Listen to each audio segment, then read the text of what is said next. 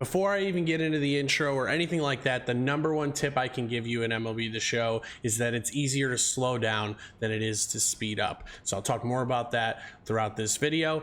Without any further ado, let's get right into it. My name is Mr. Gravy. Welcome to the channel. Thanks for clicking on the video. Hopefully we can help you be a better hitter when this is all done. So one of the things I want to talk about when it comes to hitting in MLB The Show is it has been this way for a few years now, but you need to be early because you want to hit the ball as hard as possible. And in this game, being early or on the early side of good, generally speaking, gives you better exit velocities than anything else other than perfects. So now that we know that being late means you're probably going to have less velocity, not to say that you won't get just late home runs here or there, because you will, but the key is to get the ball in the air.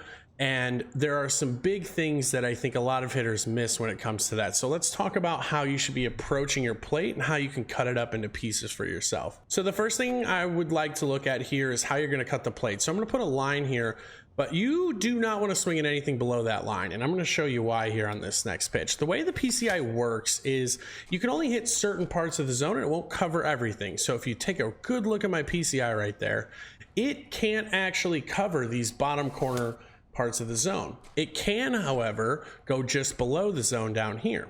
So you can still hit a fly ball on a pitch down here, and only if that pitch is basically middle down. And in like that case right there, the pitch you just saw, I'm only going to center cut it. So what does that mean for you as a hitter? Well, basically you want to be swinging anything up so that you can pull with some velocity. 96 miles an hour off the bat's pretty good. You're pretty much shooting for anything 95 plus. So now that we've cut the bottom part of the zone off, what I think we can do is talk about how I use my PCI, how I hold my thumbstick, because on the last video I had a lot of questions about that, and we can take a look at kind of some good general approaches to use with your PCI.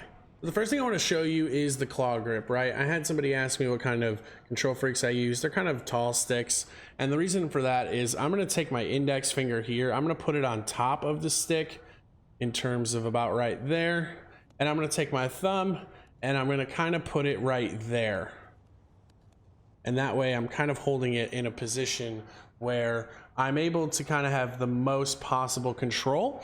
Because the thing about the PCI is you want to have slow, not jerky movements. So if you are going to move fast, you are going to want to move it with control. And I think the claw grip, so to speak, allows you to do that. So let's talk about what I do with my PCI. So as you can see, I like to shake my PCI a little bit. When you stay stationary and have to react purely on what you see and just focus on your reaction time, you're not going to be as prepared as you would be if you were kind of bouncing on your feet almost, right? If you're kind of ready to move at any point, that makes it easier for you to move across the strike zone. So what I like to do is as soon as the pitch starts to come, when this pitcher gets to about right here, I like to creep my PCI up just a little bit. And that's because if he throws me that high fastball, I'm ready to quickly get to it. If he throws me that low off speed, I have enough time to go down and get it. And the reason why that's important is because when it comes to the off speed in particular, because it's slower, I don't mind taking a little bit longer to get down there because it's only going to help my timing. And because fastballs are so fast, you're going to need to be in a position where you can quickly react to that high version of that fastball. And even if the fastball is lower, you're going to have a touch more time than you would if it were higher. So if you're sitting kind of up, middle up, you're going to find that you're going to have more consistent contact. It's going to be easier to get out in front of the ball and pull it. So let's talk about something that I mentioned at the beginning of the video. It is much easier to slow yourself down than it is to speed up. If I'm looking for off speed at any point, if he throws me a fastball, I'm not going to be anywhere near it. I would rather see myself be too early than too late. And the reason for that is once a pitcher sees that you're too late, he's now able to jam you easier. He's able to go to more pitches. Whereas if you're out in front of things and you're taking away the fastball, it's a little bit harder for him to throw it. And eventually he'll have to throw it. So by being out in front of the ball and always being ready to be early, you're giving yourself the best possible advantage. Because at the end of the day, even on the breaking balls, you want to be early because you want to catch it right before or right as the break begins. And by doing that, you're going to get the best possible exit velocity. Okay, let's talk about lefty-lefty a bit. So with lefty-lefty, it's a little bit different. I do like to do the PCI shake, but I like to come in two different places. Sometimes I'll sit up here and I will try to pull that up and in fastball as best as I can and kind of just take it away. It does leave me a little bit more susceptible to the slider though. So if he's a kind of guy that's only throwing sliders and sinkers with Chapman, then what I'll do is I'll actually sit a little bit outside, maybe a little bit middle, if anything, maybe just a touch upstairs. And then that way I'm able to recognize that off speed early. If I need to hold up on it, I can. Otherwise, we have to just sit back out here and then hope to not get beat by the inside fastball. So even if I'm sitting out here, I'm kind of looking for the inside pitch, but if I recognize that it's outside, I'm able to wait back just a touch longer and try to take a better swing on it. Lefty at bats are tough, and a lot of times I find myself up and in looking to just pull the ball, split the plate in half, and only look to pull the ball. So if it's sitting essentially down the second base bag, so this way, if I split it this way, I'm basically just looking inside, especially for the first 2 strikes of the at bat. And so if I don't see this pitch come inside right out of the hands, I won't even go for it.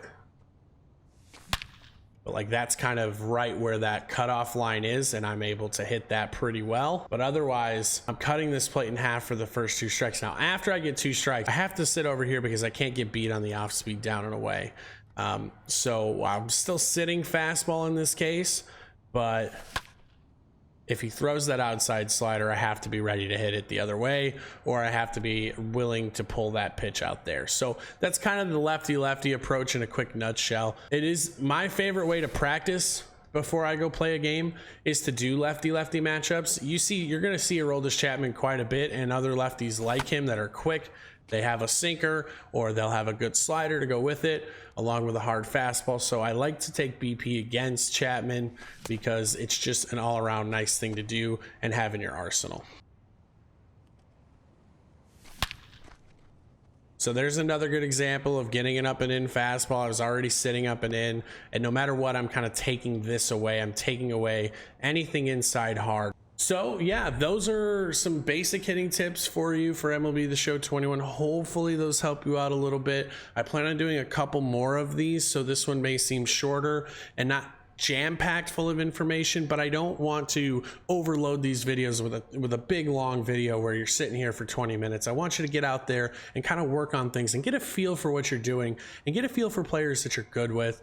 Get a feel for your own method of placing your PCI and see what works best for you, because at the end of the day, hitting a lot of times is all about comfortability. So I hope this helped you. If you liked it, please subscribe. Otherwise, leave a like on the video if it helped you at all. If not, hey, leave a dislike. Maybe I don't know what I'm talking about. Let me know in the comments below. Thank you guys so much for watching. And as always, happy hitting.